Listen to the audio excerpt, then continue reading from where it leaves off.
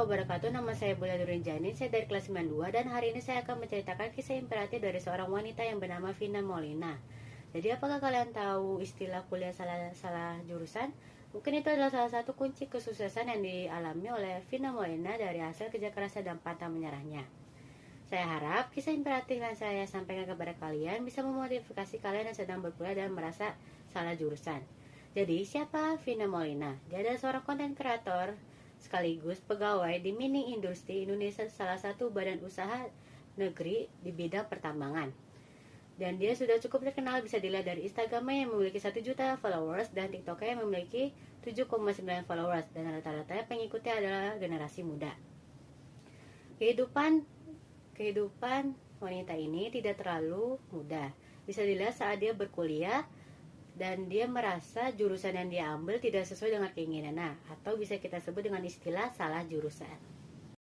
Jalanin saja. Seperti yang sudah dikatakan sebelumnya, Vina Molina mengaku bahwa dia merasa salah jurusan. Mengapa? Karena saat dia berkuliah, dia memilih jurusan pertanian, namun saat dia bekerja, dia menjadi jurnalis.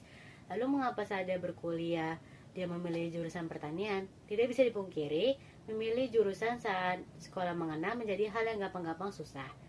Karena anak SMA biasanya belum bisa mengukur kemampuan di dalam dirinya dengan baik, maupun yang sudah dilatih ataupun belum. Setelah beberapa saat, Vina Molina baru menyadari bahwa dia salah jurusan. Namun nasi sudah menjadi bubur.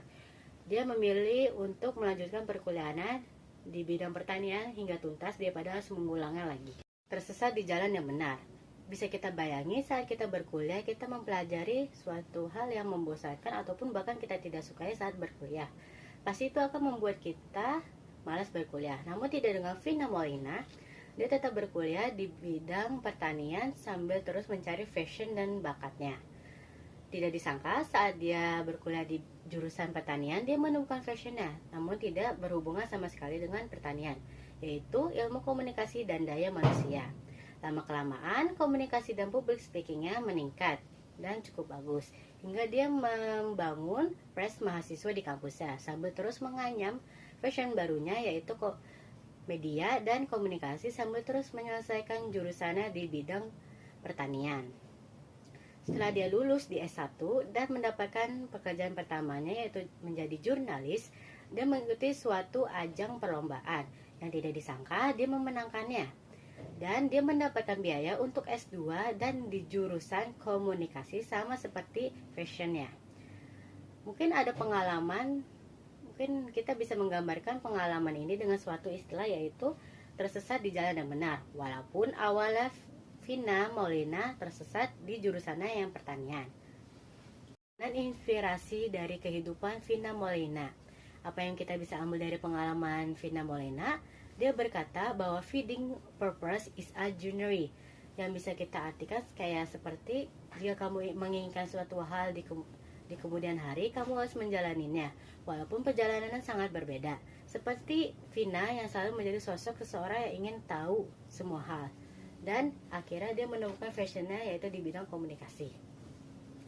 Pentingnya mencari minat di perkuliahan penting bagi generasi muda di Indonesia, karena untuk mengetahui potensi dalam dirinya. Karena bakatnya di komunikasi, si Vina akhirnya membuat akun TikTok dan dia membagikan pengalaman pekerjaannya maupun komunikasinya. Sampai akhirnya nama Vina dicantumkan di Forbes 30 Under 30 pada tahun 2022. Saat ini followers Vina hampir mencapai 80 juta followers. Saya kita petik dari perjalanan kehidupannya adalah hidup harus memiliki potensi yang dapat dikembangkan setiap harinya. Fashion dan hobi akan menjadi kombinasi yang bagus untuk mengenal potensi diri sendiri dan selalu mencoba hal baru. Dengan mencoba hal baru dan mengembangkan kemampuan diri sendiri akan menjadi modal yang bagus untuk konsisten dan menjalani kehidupan yang tidak selalu sesuai dengan harapan.